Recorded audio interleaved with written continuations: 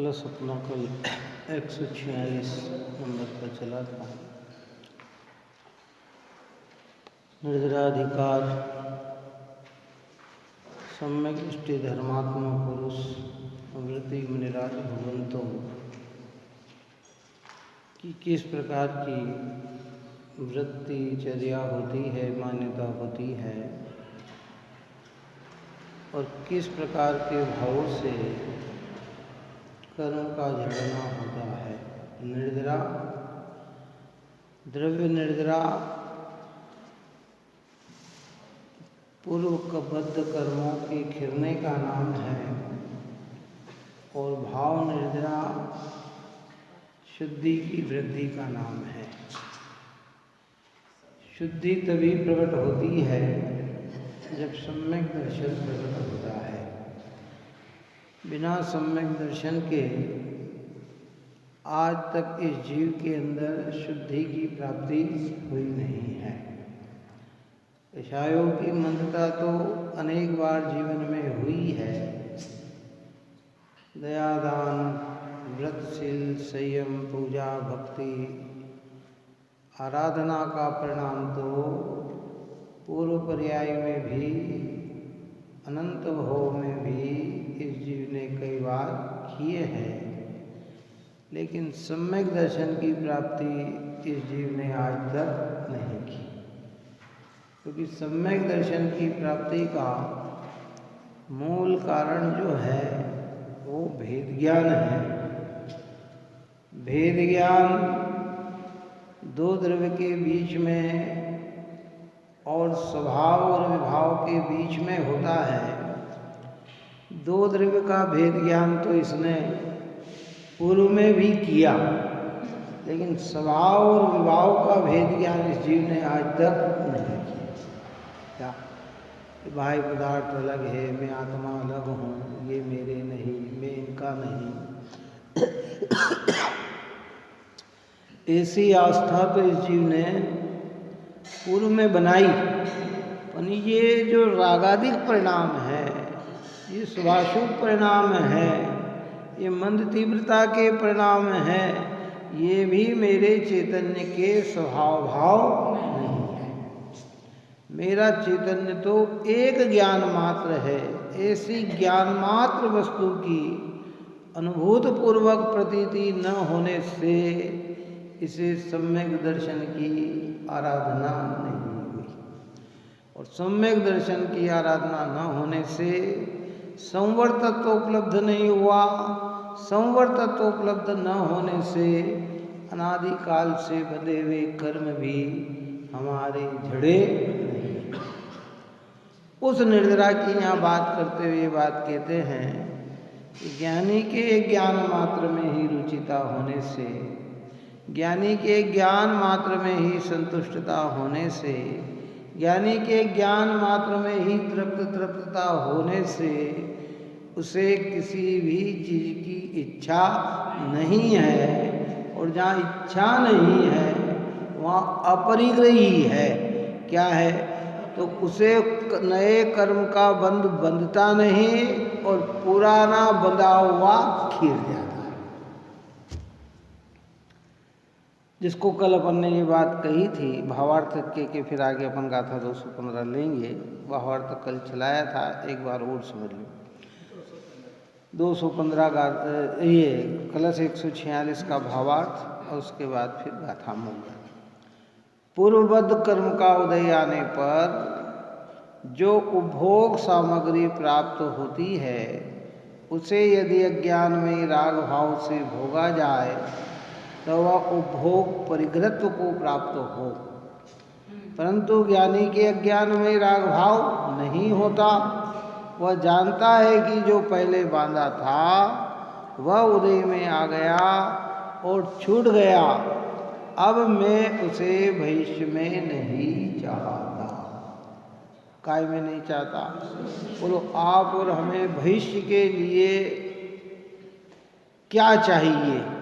अगर हम ज्ञान दशा को प्राप्त हैं, देह संयोग इंद्री को ही अपना मानते और इसमें ही सुख दिखता है, तो हम आगे के भविष्य के लिए इन्हीं चीज की कामना करेंगे। काय की कामना करेंगे? और ज्ञानी के इनकी कामना नहीं है। ज्ञानी जानता है कि ये सब में सुख नहीं है, मेरा सुख तो मेरे चैतन्य में है, चैतन्य में रहना सुख है, इसमें पूर्ण रूप से स्थिर हो जाना सुख है। तो उसके हृदय में एक ही भावना होती है कि मुझे तो अपना स्वभाव ही चाहिए। क्या चाहिए? पन्नफ्रोज कहा था, जिस प्रकार माता को अपना बेटा प्रिय होता है, एक तरफ बाह्य पदार्थ और एक तरफ बेटा, माता के हृदय से पूछा जाए कि तुम्हें क्या चाहिए, तो कि सब छूट जाए तो छूट जाए, मेरा बेटा नहीं छूटना चाहिए। उसका एक ही लक्ष्य, सब जाए। जैसे हम कहते हैं ना, व्यवहार में भगवान के प्रति इतनी अनुरागता धर्मी जीव को आती है, वो कहता है तन जाए तो जाए, मेरा जैन धर्म न जाए, धन जाए तो जाए, मेरा जैन धर्म न जाए। एक उसका अभिप्राय इस प्रकार का होता है ना, ऐसे धर्मात्मा पुरुषों का एक ही लक्ष्य होता है कि मेरा चैतन्य ही मेरे पास रहे, मुझे और किसी की दूसरे की चाह नहीं है। तो वो जो पूर्वबद्ध कर्म का उदय आया, वो कर्म के उदय आने पर उसकी इच्छा न होने से नया परिग्रह बनता नहीं और पुराना कर्म का उदय खिल जाता है।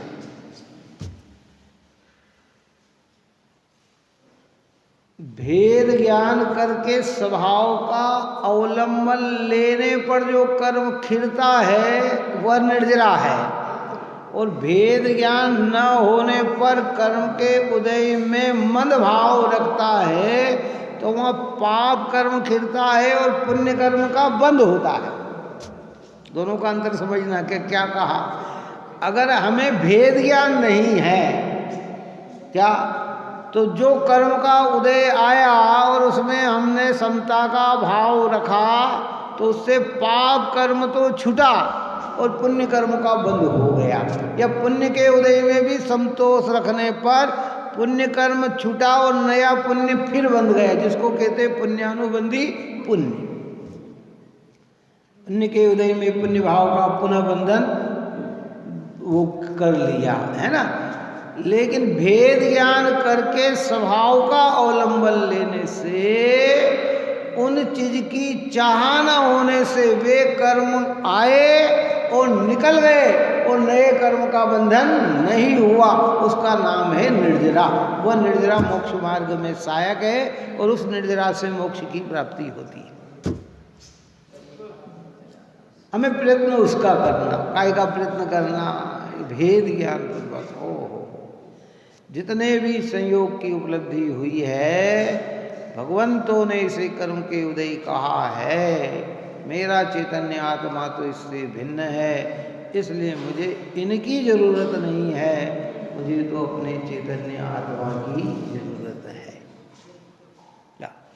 इसलिए यहाँ कहते हैं कि वो छूट गया, अब मैं उसे भविष्य में नहीं चाहता। क्या चाहता? कि नहीं, मुझे भविष्य में नहीं चाहिए।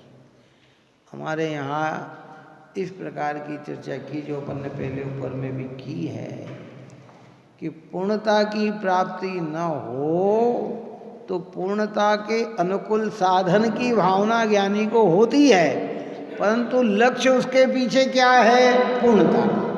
जब लो नहीं शिव लहूं तब लो देह या धन पावना, सत्संग शुद्धा चरण श्रुत अभ्यास आत्म भावना है।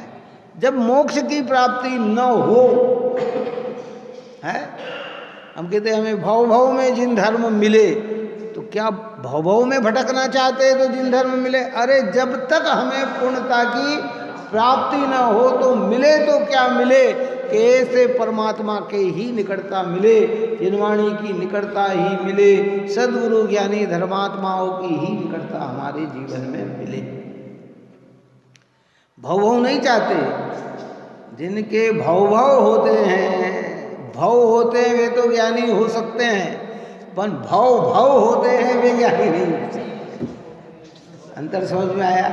भव भव में तो अनंत हो जाते हैं और भव में तो लिमिटेशन होते हैं। कहा कि सम्यक दृष्टि धर्मात्मा को भी अगर भव मिलेंगे तो 10-15 भव में वह कहाँ पहुँचेगा? निर्वाण को पहुँच जाएगा। अगर उग्र पुरुषार्थी हो तो तीसरे भव में, और अगर महान पुरुषार्थी हो तो विदेह क्षेत्र में जन्म लेकर एक भव में ही मोक्ष की प्राप्ति कर लेता है। आई बात समझ में नहीं है? लेकिन अगर कहते भव के नहीं, भव वो तो बस यही कहना चाहते हैं कि जब तक हमारी पूर्णता न हो, हमें अगर कोई चीज़ मिले तो जिनेंद्र के मार्ग की ही व्यवस्था मिले। शरीर मिले तो मनुष्य जीवन मिले जिसमें मैं भगवंतों की आराधना कर सकता हूँ, गुणगान कर सकता हूँ, विनय कर सकता हूँ, भगवंतों के चरण स्पर्श कर सकता हूँ, ऐसी भावना उसके हृदय में होती है। सद्जनवाणी का श्रवण कर सकता हूँ, पढ़ सकता हूँ, ज्ञानियों की सेवा कर सकता हूँ, वैयाव्रत कर सकता हूँ, है ऐसे भाव उसके हृदय में रहते हैं।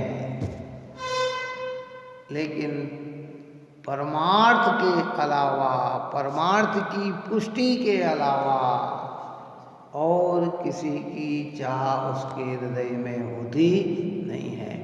इसलिए ज्ञानी अनिच्छक होने से कर्म के हृदय में आए हुए भोग भोग दिखते हुए भी अंदर में राग का अभाव होने से उसे अनंत संसार का बंधन नहीं बनता। और हमें तो यही चाहिए। हमारा पूरा लक्ष्य, अगर अभी कोई अन्य मत में मान्यता है, हमारे यहाँ तो कोई अन्य मत में तो कहते ऐसा करने से देवी प्रकट हो गई, देवता प्रकट हो गए, हमने ये किया। उनने कहा बोल बेटे क्या चाहिए तुझे? है क्या कहते महाराज हमें ये चाहिए, तथास्तु। यहाँ कहते हैं कि भाई यहाँ कुछ नहीं। जिन चीज़ों में भगवंतों को सुख नजर नहीं आया, जिन चीज़ों में सुख नहीं था ये जानकर भगवान छोड़ गए। अज्ञानी उसकी चाह करता, ज्ञानी उसकी चाह कैसे करे? क्यों मांगे कि वो मुझे ये चाहिए, मुझे ये चाहिए, मुझे ये चाहिए? अगर इसमें वो होता तो फिर भगवान उसे छोड़कर क्यों जाते? पुकारा है। यदि संसार से सुख हो तो तीर्थंकर क्यों त्याजे, काहे को शिव साधन करते संयम से अनुरागे। फिर क्यों शिव साधन करते भाई? हैं फिर इसी में सुख दिखता, संयोगों में सुख दिखता, 5 इंद्रिय के भोगों में सुख था, आदान प्रदान में ही सुख दिखता। तो ऐसे हमारे जिनेंद्र भगवान हैं इन सब का परित्याग करके क्यों तीर्थंकर जैसे चक्रवर्तीत्व जैसे पद का भी त्याग क्यों करते? इसका अर्थ है कि इन सब में सुख नहीं है, नहीं है, नहीं है।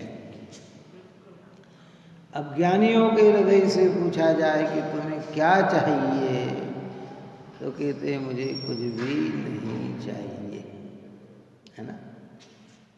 बालक को जैसे, माता को जैसे बालक प्यारा है, बालक को जैसे माता प्यारी है, कई कारणवश माता या बालक बहुत दिन से न मिले हों और वो फ़ोन लगाए कि मैं आ रहा हूँ, क्या चाहिए मम्मी, तो कहता कुछ नहीं बेटी तू आ जा, है क्यों? क्या कहते हैं? और बेटा कहता है बेटा मैं क्या लाऊं? कि कुछ नहीं मम्मी आप आ जाओ, मुझे और कुछ नहीं चाहिए। क्या उसके हृदय की भावना क्या? कि बस ये चाहिए। ऐसे धर्मी से पूछा जाए कि तुम्हें क्या चाहिए, जो अपन ने पूर्व में कही कि मेरे न चाहा कछोर ईस रत्नत्रय निधि दीजिए मुनीश। हे भगवान, ये संसार की कोई व्यवस्था मुझे नहीं चाहिए, मुझे तो एक रत्नत्रय चाहिए, सम्यक दर्शन ज्ञान और चारित्र चाहिए। और वो सम्यक दर्शन ज्ञान चारित्र आत्मा के आश्रय से ही प्रकट होते हैं, कहीं बाहर से प्रकट होते नहीं, कहीं बाहर से प्रकट नहीं होते। ऐसे यहाँ कहते हैं कि उसे भविष्य में नहीं चाहता। भविष्य यानी आने वाला समय।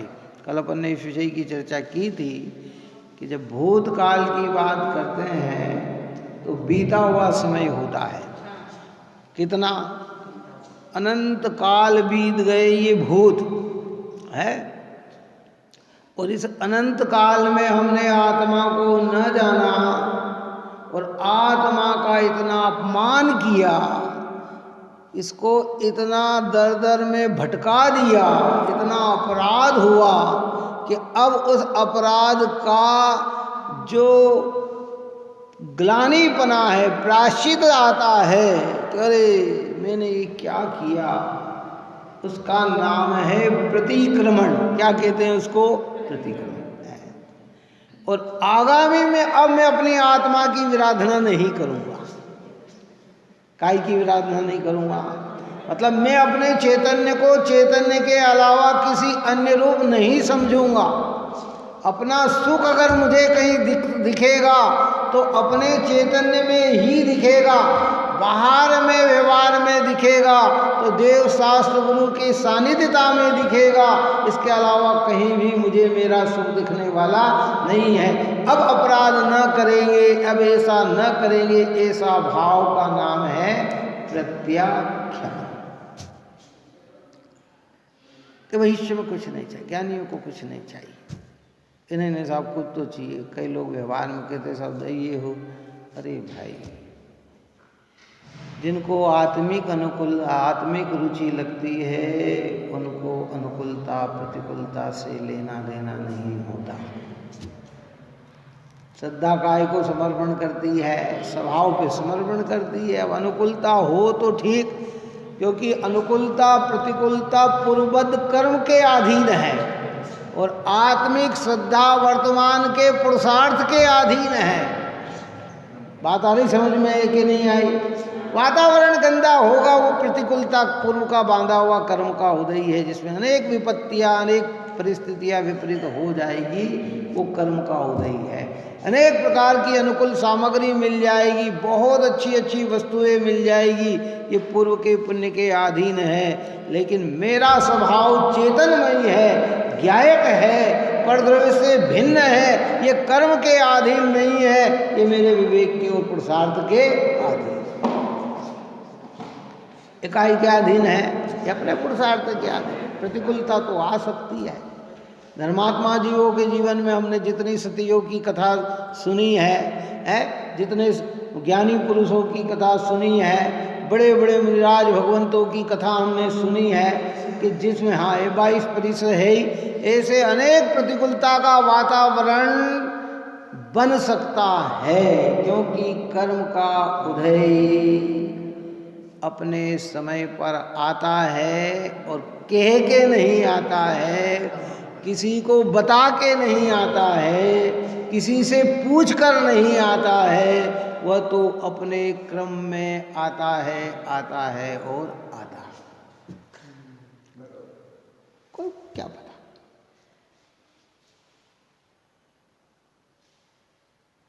राज अवस्था से श्रीपाल कोड़ी होकर नगर नगर घूम रहे हैं।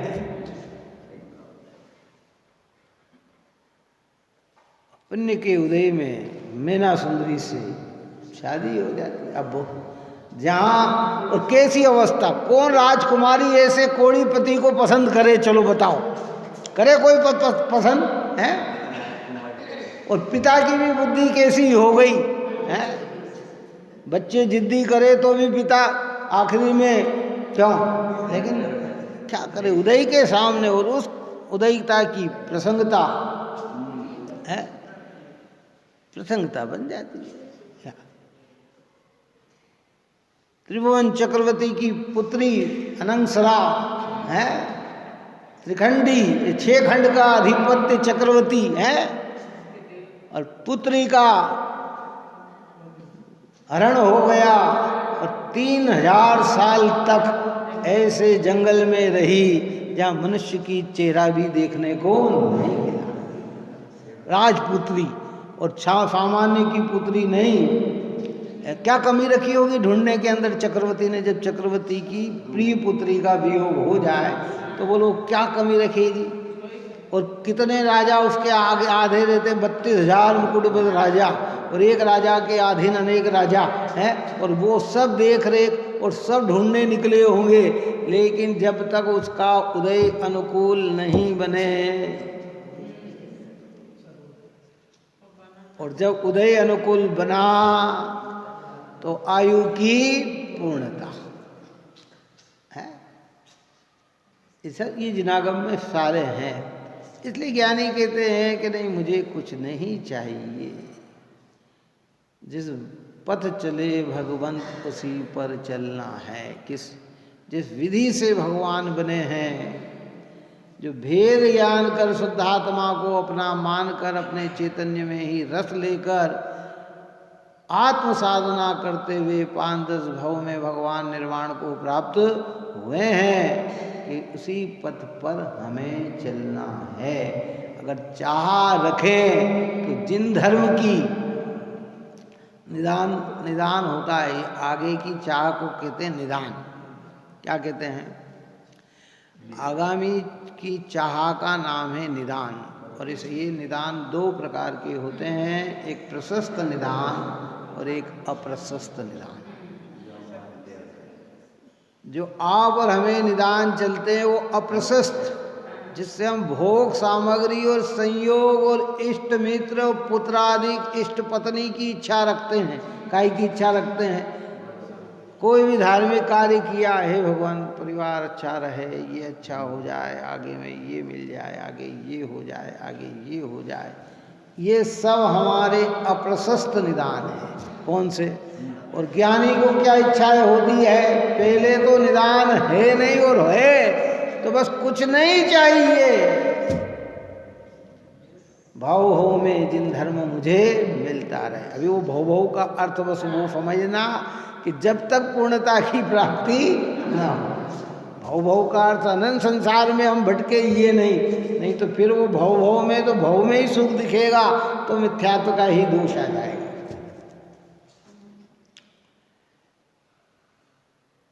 ये अप्रशस्त निदान, पुण्य किया, धर्म किया, बहुत अच्छे भक्ति भाव के भाव किए, व्रत आदि धारण किया है जी, अच्छे कर्म किए और निदान बांध लिया, तो वो निदान से वैसा ही फल आता है और उसमें वैसे ही तन्मय होकर अपनी परिणति को डाउन कर लेता है। कभी देशात्मक निदान आ जाता है, इसने मेरा बहुत बुरा किया है भगवान, मैं आपकी भक्ति का फल ये चाहता हूँ कि इसको भव में सताऊँ, तो वो फिर वैसा निदान उसके जीवन में हो जाता है। वो पुण्य का फल ऐसा आ जाए, है ना। उस राजा को हमारे यहाँ दृष्टांत आया ना, कंस के जीव ने पूर्व पर्याय में मुनि बनकर आराधना की, और जब उसको लगा कि इनने मेरे आहार के लिए बाधा डाली, तो किसने ऐसा किया? ठीक है, मैं वो उन्हीं का पुत्र बनकर है पिता को ही जेल के अंदर डाल दिया। तो ऐसे निदान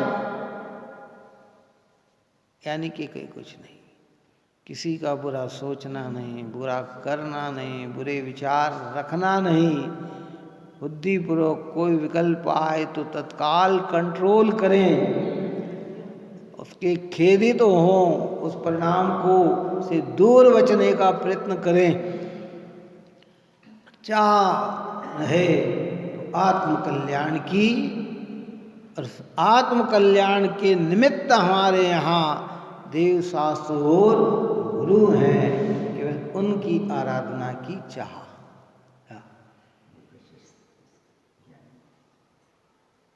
बहुत गंभीरता से इस विषय में विचार करना, और करना है हमें, क्योंकि आदमी जहाँ जब जब धर्म कार्य में लगता है वो सुख तो चाहता है, लेकिन ओरिजिनल सुख नहीं चाहता। वो यही चाहता कि इनके करने से ये मिलता है तो हे भगवान मुझे फिर ये मिले है। और देखो हम ऊपर से हम भले कह देते हैं, क्या कह देते हैं, अरे हमें कोई संसार की चीज़ की आवश्यकता नहीं, लेकिन हृदय संसार की चीज़ के लिए ही तड़पता है, गाय के लिए तड़पता है। ऊपर से क्या कहते हैं, अरे नहीं नहीं हम तो भगवान की गुणों में अनुराग रखते हैं, लेकिन हृदय काय के लिए तड़प रहा है, हमारा संसारी सुख के लिए तड़प रहा है? तो कहते वो, क्योंकि बंधन का कारण तो वो अभिप्राय तैयार हो जाता है? अब यहाँ तो उत्कृष्ट चर्चा है, निर्जराधिकार की है, इसलिए इस प्रकार ज्ञानी के राग रूप इच्छा नहीं है, इसलिए उसका उपभोग परिग्रहत्व को प्राप्त नहीं होता। कौन सा राग? जो अनंत संसार को बढ़ाने वाला, जो राग में, पुण्य में, दया दान पूजा भक्ति व्रत शील संयम के परिणाम में ही अपनापन दिखता है, उसी का स्वामी बनता है, उसी का कर्ता होता है, उसी का भोक्ता होता है। स्वभाव और विभाव का भेद ज्ञान न होने से वह उन राग से ही आत्मा का भला जानता है, तो बंधन को प्राप्त हो जाता है। और ज्ञानी के ऐसे भाव तो होते हैं, परंतु इसमें राग का राग न होने से वह परिग्रहत्व को प्राप्त होता नहीं है। अभी इसमें तत्वज्ञान की बहुत आवश्यकता है भाई, भेद ज्ञान की बहुत, बार बार समझना। क्रिया ज्ञानी अज्ञानी की एक जैसी दिखाई देगी, कैसी दिखाई देगी? हाँ, और कई बार तो ऐसा भी हो जाता है कि बाह्य क्रिया ज्ञानी की और ऊंची दिखाई देने लग जाती है और ज्ञानी की कम दिखाई देने लग जाती है। लेकिन अभिप्राय ज्ञानी का पवित्र होता है, ज्ञानी का पवित्र नहीं होता है। अभिप्राय किसका पवित्र होता है? ज्ञानी का होता है। अभिप्राय में कुछ नहीं, क्रिया में बहुत लंबे लंबे समय तक, जैसे कहा ना, इधर आदिनाथ भगवान का समोसरण आया। किसका समोसरण आया? और भरत चक्रवर्ती युद्ध पे प्रवर्तन करने के लिए निकले, काई के लिए। अब बोलो क्रिया कितनी विपरीत, कितनी विपरीत है। चक्र रत्न प्रकट हुआ, पुत्र रत्न प्रकट हुआ, और भगवान का मोक्ष, ये केवल ज्ञान उत्पन्न हुआ है, समोसरण की रचना हुई, और वो किधर की ओर निकल गए है। लेकिन फिर भी हृदय के अंदर भगवंतों के प्रति अति भक्ति थी, इसलिए असमय में भी भगवान की दिव्य देशना खीर गई। जब भरत जी आए, मतलब कितना भाग्य उनका है, उनकी लगन थी। और हम कैसे कह सकते हैं कि भरत जी जो है 6 खंड जितने गए, और अरे भैया एक मुहूर्त में जिस व्यक्ति को केवल ज्ञान प्राप्त हो गया, इसका मतलब समझना चाहिए कि उसकी लगन भीतर में कितनी पावरफुल थी है। तो तीर्थंकर जैसे को कोई एक भी तीर्थंकर का ऐसा रिकॉर्ड नहीं है अपन तो व्यवहार है, जितने भी तीर्थंकर हुए हैं, कहा ना अपन ने उसने, कोई को तीर्थंकर भगवान को 56 दिन लगे, किसी को 6 दिन लगे है, किसी को साल लगा है, किसी को 1000 वर्ष लग गए केवल ज्ञान प्राप्त करने के लिए है। लेकिन भरत चक्रवर्ती को मुनि बनने के बाद केवल ज्ञान एक मुहूर्त में हो गया, आहार का विकल्प भी नहीं आया, बाहुबली को कैफलूज का विकल्प भी नहीं आया, 1 साल लगा बिना आहार है, ध्यान है, इतना लगा, आहार के लिए निकले भी नहीं। कौन? बाहुबली आहार के लिए नहीं निकले, भरत जी आहार के लिए नहीं निकले। तो ये बताती है कि भरत बाहुबली में युद्ध होने पर भी आंतरिक रुचि कितनी उनकी प्रगाढ़ थी। अगर ये रुचि नहीं होती तो क्या इतनी जल्दी केवल ज्ञान हो सकता था? क्या अनंत कर्मों का बंधन इतनी जल्दी कट सकता था? है नहीं कट पाता क्या? इसलिए पुराना इतिहास जब बताया जाता है तो आदिनाथ भगवान, बाहुबली, भरत जी 8-8 भाव से साथ चले आ रहे हैं। कितने भाव से चले आ रहे हैं?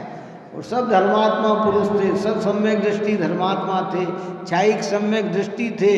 है भरत जी, बाहुबली और आदिनाथ भगवान तीनों कहाँ से आए थे? कि सर्वार्थ सिद्धि से चय होकर आए थे।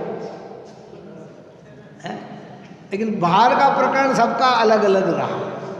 कोई कामदेव हो गया, कोई चक्रवर्ती हो गया, कोई तीर्थंकर के रूप में जन्म लिया, और सब ने अपने अपने पुरुषार्थ को प्राप्त करके केवल ज्ञान को प्राप्त हुए।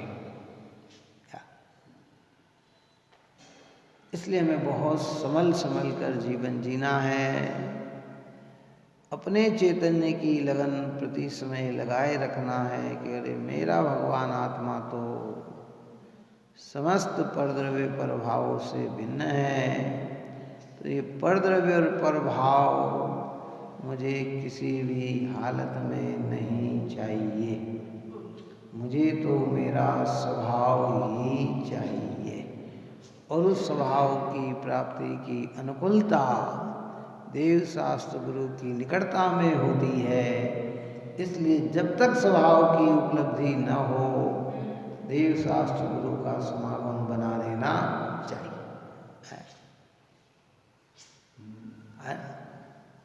अप्रशस्त निदान की ओर नहीं झुकना, नहीं झुकना।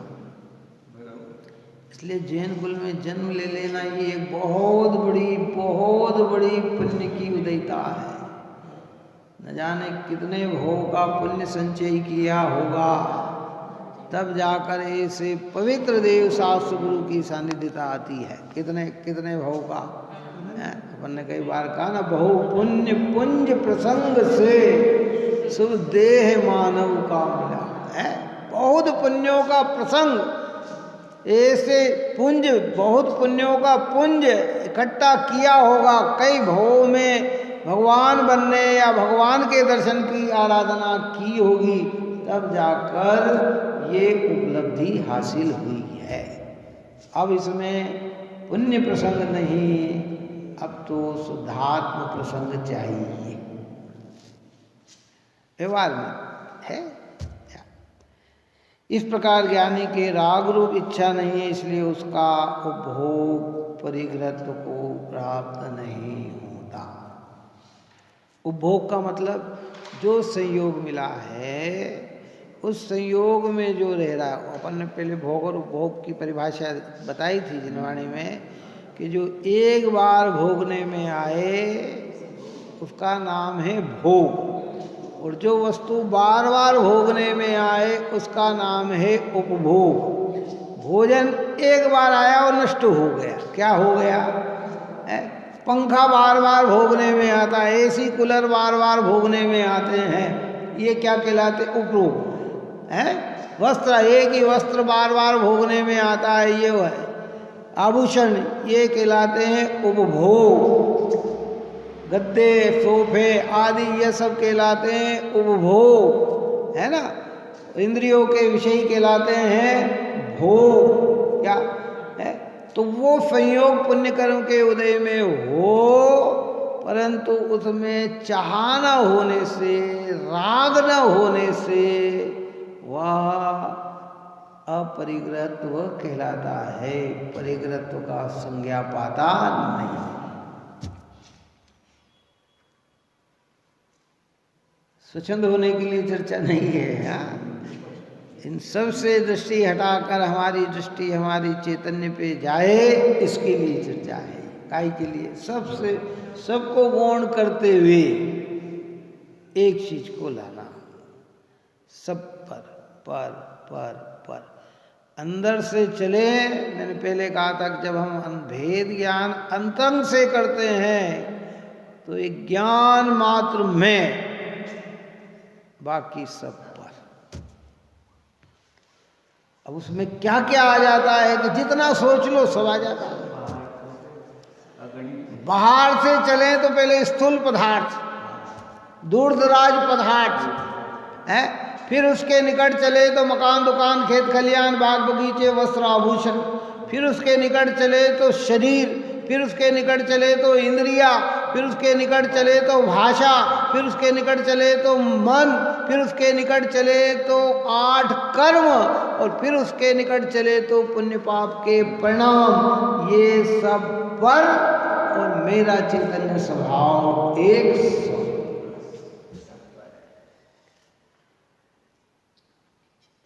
भगवान कहाँ विराजमान है? बस उसी में विराजमान है। ज्ञानियों की दृष्टि उसकी है, भगवान उसमें स्थिर है ना। मुनिराज भी जब उपयोग अंदर में नहीं जाता तो दृष्टि उनकी कहाँ पड़ी हुई है? अंदर में पड़ी हुई है। और उतनी उतनी कषायों की अभाव में उतनी उतनी विशुद्धियाँ उनके जीवन में दिखती है, और भगवान उसमें लीन हो गए। अब वे कभी बाहर नहीं आएंगे, कभी अपने में इसलत कि कब तक नहीं आएंगे साहब,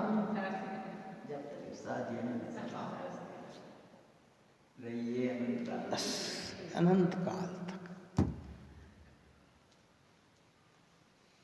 बाहर। क्योंकि इंद्रियों के भोग तो एक ही विषय का बार बार भोगे तो अकला जाता है। कई लोग कहते हैं साहब मुझे तो खाने में ये बहुत पसंद है, कोई बात नहीं, पसंद है, सुबह भी दो, शाम को भी दो, दूसरे दिन सुबह भी दो, फिर शाम को दो, तीसरे दिन हाथ जोड़ेगा, क्या कहेगा, करे भैया बस अब चेंजेबल। एक ही फिल्म, मुझे वो फिल्म बहुत पसंद है सर, दिन में देख ली, फिर शाम को देख ली, फिर कल देख ली, 4 दिन सलंग देख ली, अब क्या कहेगा। तो अरे आंखें बहुत दुखने लग गई, माथा बहुत दुखने लग गया है। तो मित्र अगर पसंद है और वो बार बार हर चीज में वही मिलता रहे, बदल बदल कर मिले, समय चेंजेबल में मिले तो अच्छा लगता है, और हर चीज के अंदर वो दिखाई देने लग जाए तो एक दिन वह भी अपसंद हो जाता है। कहते हटो, इससे हटो, ये तो पीछे ही पकड़ लिया इसने, तो क्यों, क्या क्या क्या क्या कहा जाता है। जगत की कोई ऐसी वस्तु नहीं है कि जिसमें उपयोग टिके और वो हर समय हमें अच्छा लगे।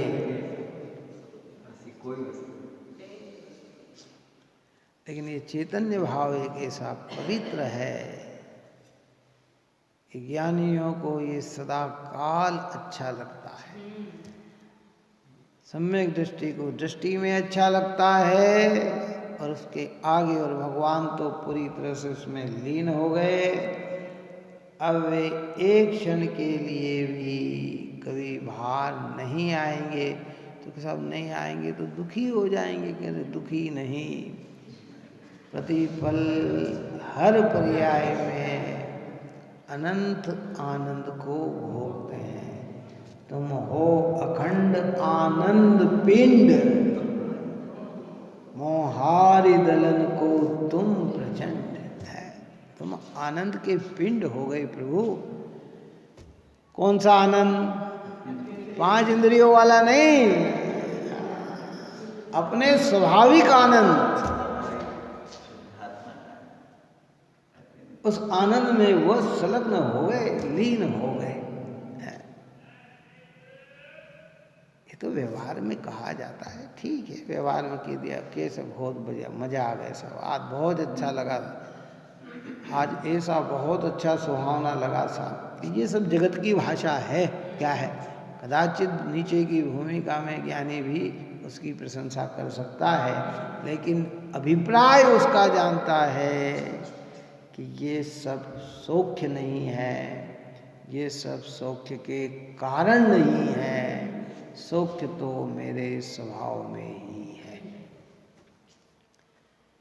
न भोग परिग्रत्व को प्राप्त होता है, न उपभोग परिग्रत्व को प्राप्त होता है, क्योंकि राग नहीं है। कल अपन ने दृष्टांत दिया था कि दो वस्तु को चिपकाने के लिए उसमें चिकास चाहिए। क्या चाहिए? दो ईंटों के बीच में अगर सीमेंट की प्लस्तर सीमेंट न हो तो आप ऐसे के ऐसे उठा लोगे उसको। कैसे उठा लोगे? दिखेगी एक और ऐसे उठाओगे तो अलग हो जाएगी। लेकिन अगर उसमें प्लास्टर कर दिया गया है, उसमें सीमेंट बालू रेत का प्रयोग कर दिया गया है, तो ऐसी चिपक जाएगी कि फिर वो एक नहीं, एक को उठाने जाओगे तो दो ही उठ के आ जाएगी, है ना समझे? इसलिए हमारे यहाँ इसलिए तो कहा आगे बंद अधिकार चलेगा। उस बंद अधिकार के अंदर स्पष्ट भरे शब्दों में आचार्य कुंद भगवंत हमें कहेंगे कि बाह्य प्रक्रिया कोई बंधन का कारण नहीं है। अद्भुत अधिकार आने वाला है, बंद अधिकार। सभी अधिकार अद्भुत है। समय सार तो आचार्य देव ने इस पंचम काल के जीवों को भव्य अमृत परोस दिया। गुरुदेव श्री तो कहते थे कि ये ग्रंथ बेजोड़ ग्रंथ है, विधेयी होने का ग्रंथ है, अधेयी होने का ग्रंथ है। ये शरीर से भिन्न न भी हो पाए तो शरीर से भिन्न आत्मा को दिखाने वाला ग्रंथ है ये। किसको? शरीर तो क्रमानुसार छूटेगा, लेकिन ये ग्रंथ उसकी ओर इंगित कर देता है कि तुम तो चैतन्य चैतन्य और चैतन्य ही हो।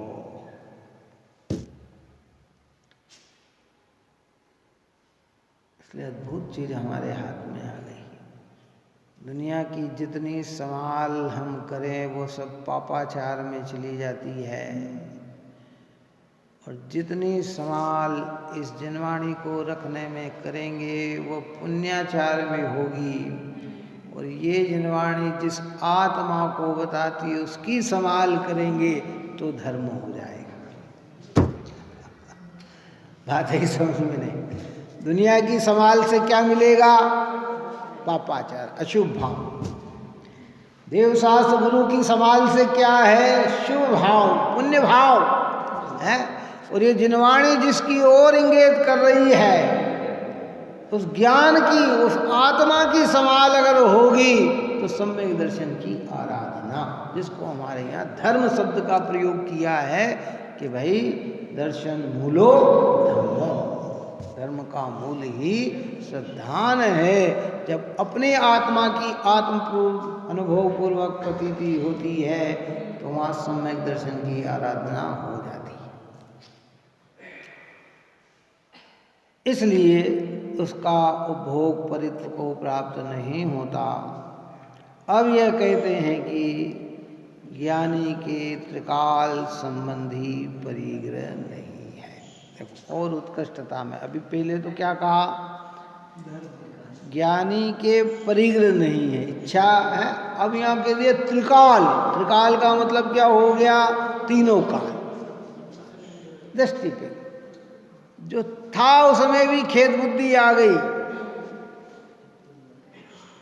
जो है उसमें भी खेत बुद्धि आ गई, आगे न चाहते हैं उसमें भी खेत बुद्धि आ गई, जो मिले उसका भी लाभ नहीं।